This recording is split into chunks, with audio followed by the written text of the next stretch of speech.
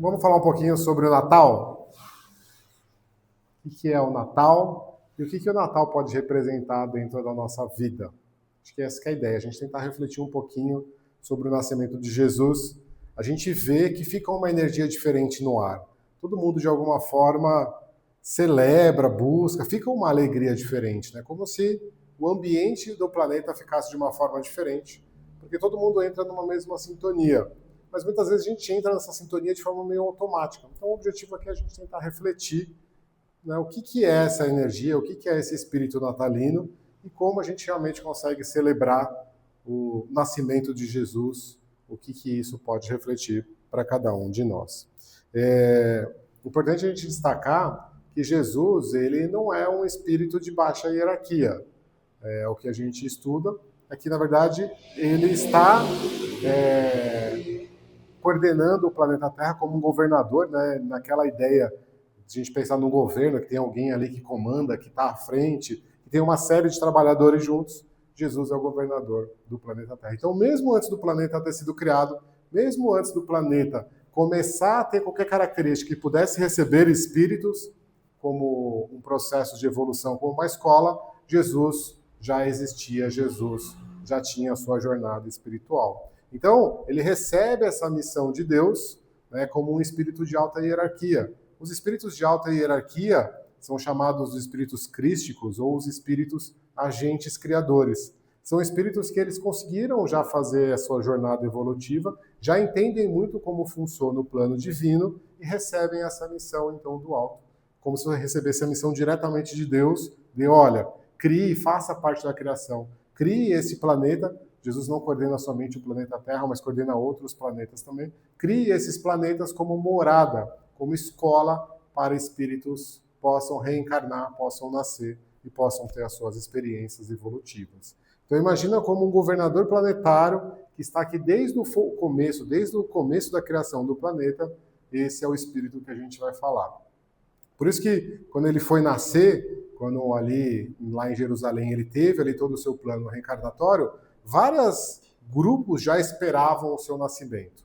Vários grupos já imaginavam, poxa, vai nascer um espírito de alta hierarquia ali e a gente precisa de alguma forma ir ali adorar ele, porque ele vem tirar o pecado do mundo, ele vem salvar a gente dos demônios. Muitas vezes eu pensei que esse tirar o pecado do mundo ou salvar dos demônios era como se existisse uma força externa e essa força externa tivesse querendo me causar algum mal e eu fosse vítima dessa força externa. Então, se eu adorasse Jesus e se eu idolatrasse Jesus, essa força teria medo, ficaria ali fugindo. Com o passar do tempo, eu fui entendendo que isso, na verdade, era uma alegoria. Quando Jesus, na verdade, ele tira o pecado do mundo, ele começou a me ensinar como eu tenho uma vida mais espiritualizada, como que eu tenho uma vida mais elevada. E qualquer energia negativa que nasça dentro de mim, ou que porventura venha fora de mim, ela não encontra ressonância, ela não encontra morada, se eu consigo cada vez mais me alinhar aos ensinamentos dele. Então, esse grande ser, né, ele não só criou o planeta, mas já foi organizando as vindas de grandes messias ou de grandes profetas, como era falado no Antigo Testamento. Os profetas que escreveram o Velho Testamento e que conseguiram passar tantos ensinamentos à frente do tempo, sempre fizeram parte de um grande plano. Como se em cima das nossas cabeças existisse um grande projeto de vida.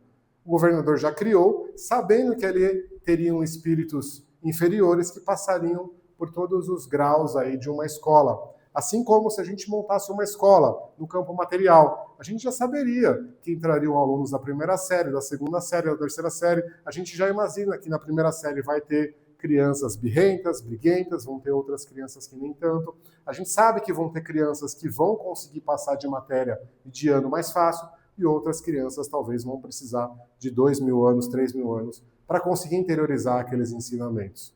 Se a gente criasse e organizasse uma escola no campo material, a gente já consegue prever tudo o que vai acontecer. Após 8, 9 anos, como aquelas crianças vão sair de lá formadas, com o diploma, pronta para novas escolas. A gente já consegue prever tudo isso. Não é difícil a gente saber por quê, porque a gente já passou por isso. A gente já viveu isso. Então é fácil a gente entender como as coisas vão funcionar. Da mesma forma era Jesus. Ele já sabia e ele já sabe tudo o que vai acontecer. Por isso que existe esse grande plano sobre as nossas cabeças. A gente pode muitas vezes olhar os noticiários, a gente pode muitas vezes olhar as coisas aí na sociedade e achar que o planeta está desgovernado ou que o planeta está sem nenhum tipo de rumo. E é totalmente contrário ao que eu estou falando aqui.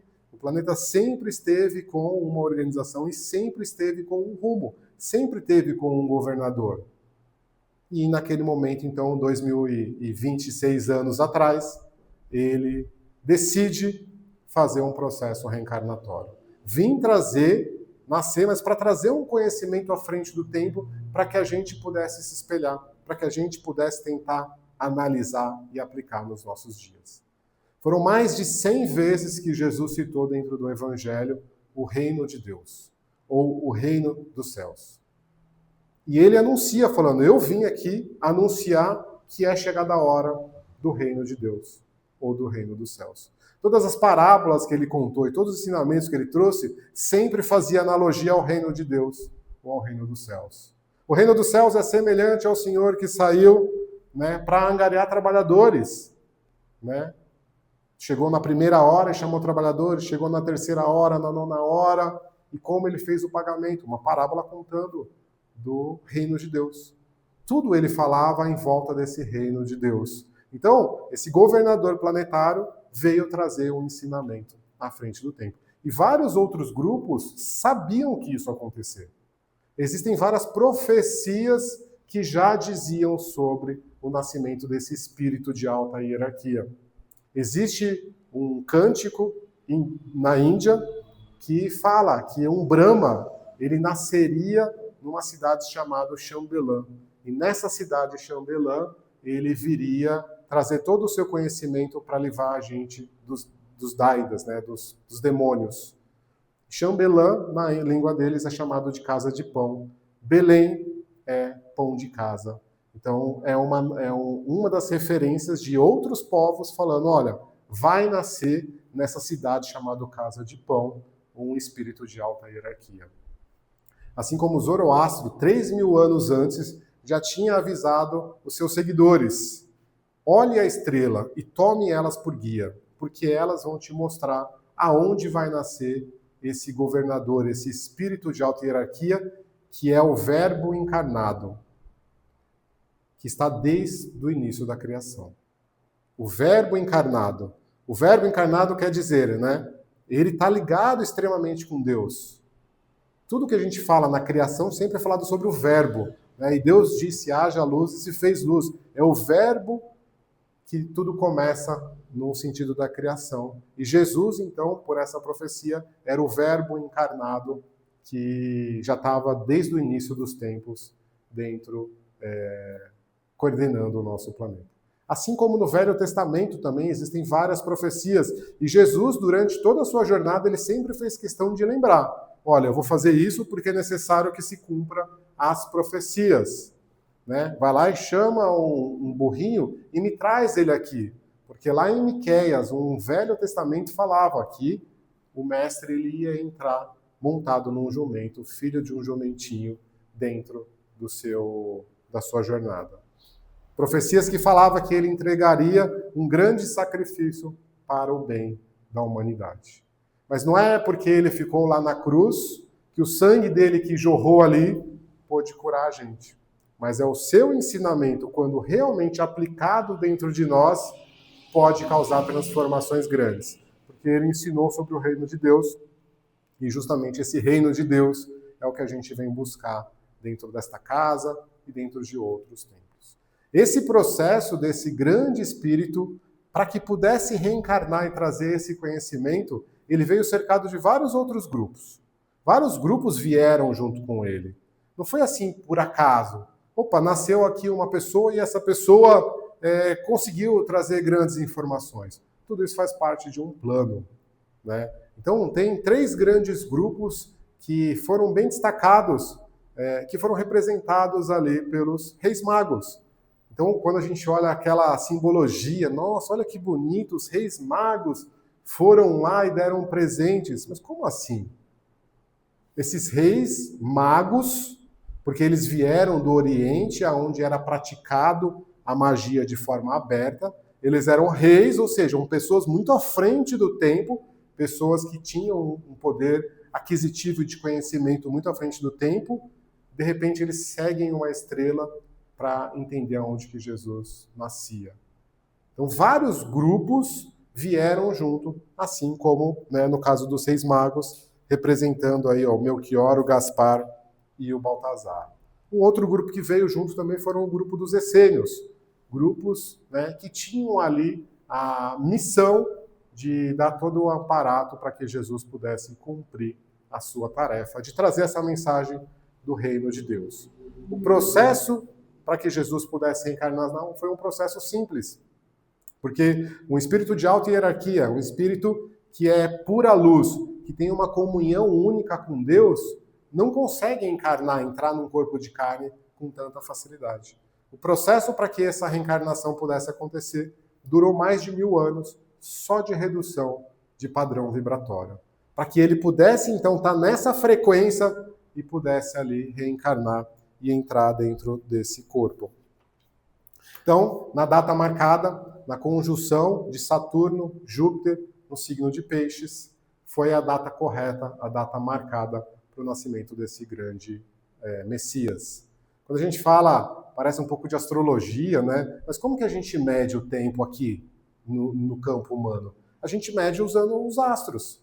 O que é um dia? É o tempo que a Terra dá volta em torno dela. O que é um ano? É o tempo que a Terra dá volta em torno do Sol. Então a gente usa os astros o dia inteiro. Né? E da mesma forma, assim é no plano espiritual. Então, quando existia uma conjunção perfeita, saberia que ali teria um poder vibratório extremamente pronto para receber um espírito de alta hierarquia que vinha trazer a sua linda mensagem. A pessoa que receberia, então, e teria o prazer de fazer ali o nascimento de Jesus foi Maria.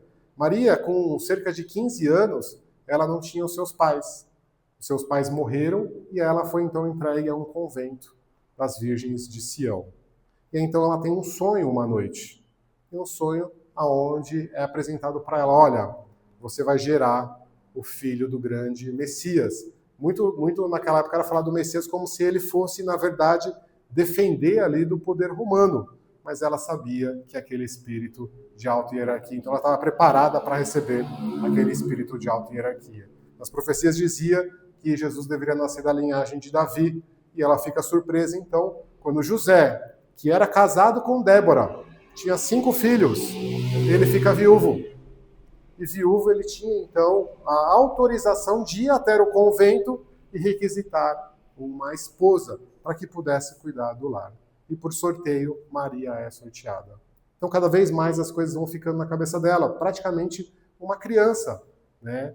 Uma pessoa extremamente pura vai, então, com José, ser ali a sua esposa, cuidar ali do lar familiar. E aí, em algum momento, ela se sente grávida e, por precaução, acho que como todos nós já devem ter ouvido, Jesus, né, começa uma perseguição ali dos principais 6 da época, porque temiam que se esse Messias ele nascesse, ele poderia livrar do poder ali, do jugo que existia naquela época. Então ela decide sair com José e vai para um local até a sua amiga Sara, sua prima Sara. Assim que a Maria chega próximo de Sara, Sara, em prantos, fala assim, ó, eu e o meu marido sonhamos que você estava no alto de um monte e do seu ventre saiu uma água e essa água ia se formando cada vez mais um riacho. E a multidão ia em torno daquele riacho, porque quem bebesse dessa água nunca mais teria sede.